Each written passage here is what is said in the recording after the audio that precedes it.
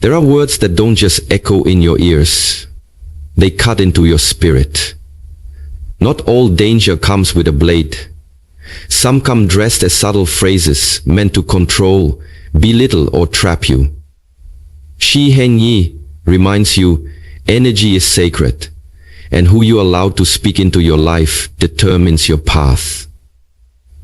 When someone says these 7 specific things, they're revealing more about their own inner darkness than your worth. Wisdom is not just knowing who to welcome, it's knowing when to walk away. Because the moment you tolerate the intolerable, you give permission for your power to be taken. If you hear these words, don't argue, don't explain, just walk away. Number 1, you're too sensitive. A phrase that pretends to be harmless but carries the weight of subtle emotional violence. It's not just a comment, it's a dismissal, a quiet erasure of your humanity, spoken in a tone that demands silence from your soul. When someone says this to you, they're not offering insight. They're trying to dictate how you experience life. They are telling you that your feelings are an inconvenience, that your reactions are flawed, and that your emotional truth is invalid. But here's what they don't understand. Sensitivity is not fragility, it is awareness. It means you notice shifts in energy, you feel tension in the air, you hear what others pretend not to say. That's not a flaw, that's a gift. It means your spirit is alive and attuned to your surroundings. The world doesn't need more people who numb their instincts or bury their emotions to make others comfortable. It needs more people who feel deeply, speak honestly, and live fully connected to the truth of their own experience. When someone tries to weaponize your emotional intelligence by calling it a weakness, understand that it's not your sensitivity that's the problem, it's their discomfort with their own lack of empathy. So don't shrink yourself. Don't dim the light that allows you to feel both pain and beauty more vividly than most. There is nothing wrong with you, and you do not need to become colder to be respected. The right people won't shame you for feeling. They'll value you for it. They'll protect your spirit, not crush it. So if someone says, you're too sensitive, don't internalize it. Don't argue. Just walk away. Because your peace is too precious to be negotiated with those who refuse to feel. Number 2, you'll never make it without me. These words may sound like concern or loyalty on the surface, but at their core, they are a calculated attempt to instill doubt and dependence. This is not the voice of someone who believes in your potential. It is the voice of someone who fears your power. It is not love speaking. It is fear cloaked in possessiveness.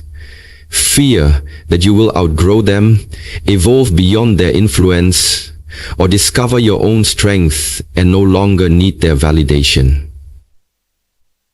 When someone utters this phrase, they are not protecting you. They are building a cage around you. And I hope I will come through the terror of being the only one. Using emotional blackmail as the lock. Shi Heng Yi teaches that true inner power is forged through detachment, the ability to walk alone without fear, to release the illusion that your worth is tied to anyone else's approval or support. When your growth threatens someone, it means they never truly supported you. They only tolerated your rise so long as it stayed beneath their comfort level. These words are spoken by those who feel small in their own lives and attempt to tether you to their limitations. But you must understand, your path is your own, and no one owns the blueprint to your future but you. Independence is not selfishness. It is clarity. You were not born to be emotionally indebted to those who fear your freedom. You were born to expand, to break through walls, to prove, first to yourself, that you can rise without permission. So when someone tells you, "You'll never make it without me," don't try to convince them otherwise. Don't beg for their blessing. Smile with quiet certainty and walk forward, because the moment you stop needing them is the moment you finally remember who you are. Number 3, that's just how I am. Deal with it. These words are not a declaration of authenticity. They are a shield for avoidance, a way of excusing poor behavior without the burden of responsibility. When someone uses this phrase, they are not standing in truth, they are standing in resistance. It is not strength to claim your flaws as permanent. It is fear disguised as pride. True authenticity is not refusing to change.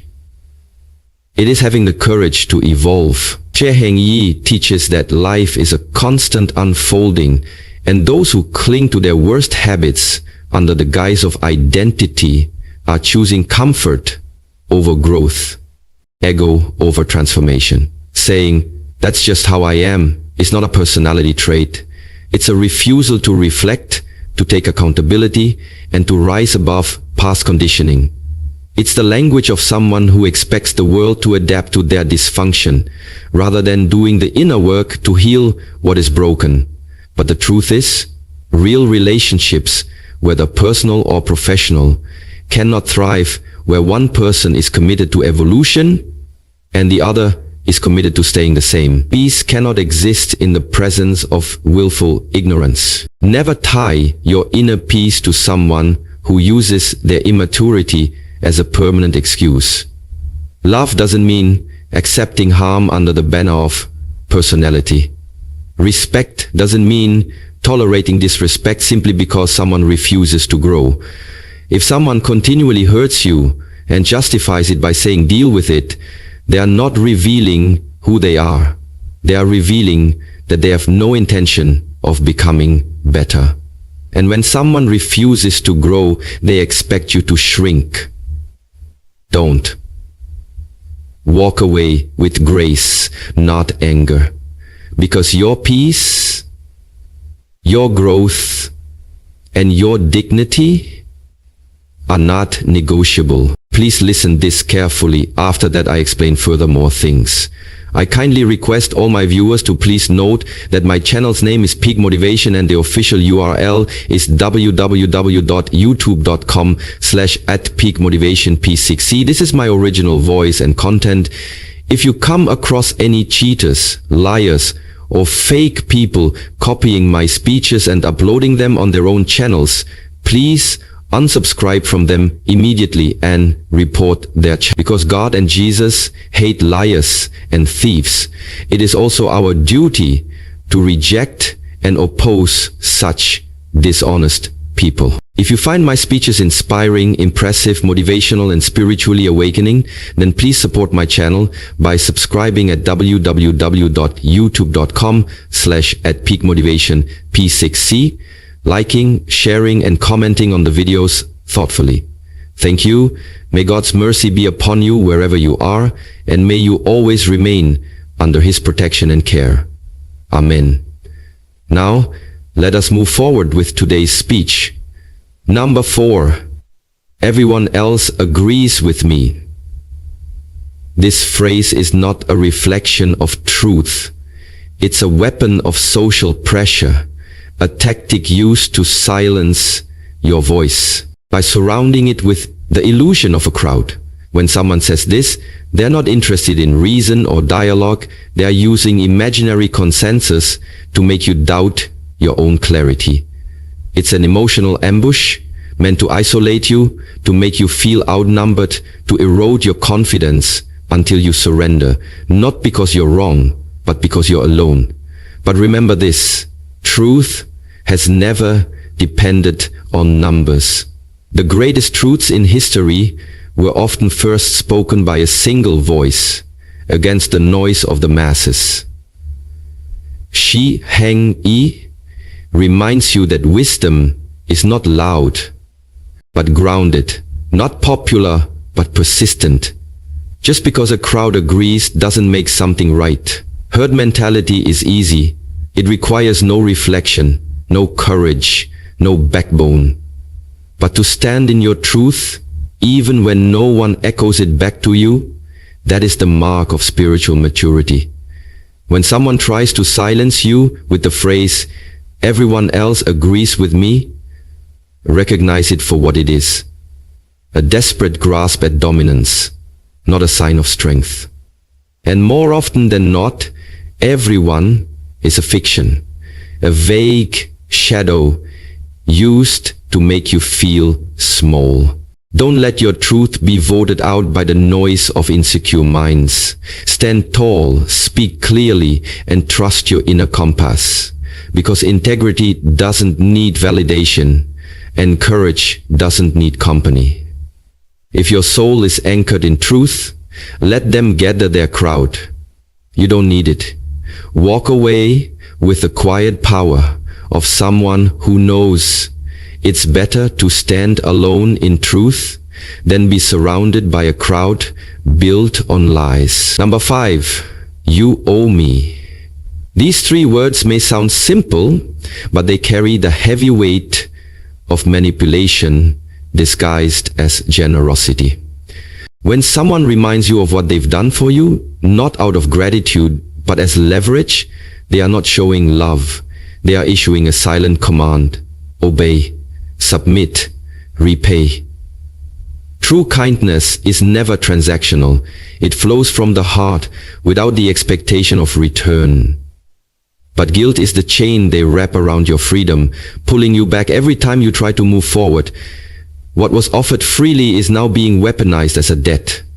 Xiang Yi teaches that spiritual clarity comes from recognizing the difference between service and control. Those who constantly say, "You owe me," are not helping you out of compassion. They are investing in control and expecting you to pay it back with loyalty, silence, or obedience. This is not a relationship, it's a ledger. And if you stay in it, your soul will begin to shrink under the pressure of invisible debts. Every favor they bring up, every past gesture they throw in your face is not a reminder of love, it's a tool of power. And power built on guilt is the most fragile kind, because it relies on your belief that your freedom must be bought. But you owe no one your peace. You owe no one your voice, your dreams, or your soul. Gratitude is noble, but bondage is not. Detach with grace, not with resentment.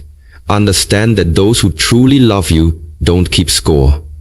Walk away from anyone who measures your worth in favors and expects your freedom in return. Because once help becomes a chain, it's no longer help, it's control. And your spirit was never meant to live in debt. The success, you are not a rehabilitation center for broken souls. Yes, compassion is sacred. Yes, empathy is powerful. But without boundaries, even the purest heart can be drained dry. Too often, we mistake our ability to carry someone's pain as a responsibility to heal them. But healing is not something you can force upon another. Shi Heng Yi teaches that true strength lies not just in giving help, but in knowing when to stop giving it. Some people do not seek healing. They seek hosts. They do not want to rise. They want company in their suffering. And if you're not careful, their pain becomes your prison. You begin to lose sleep over problems that aren't yours.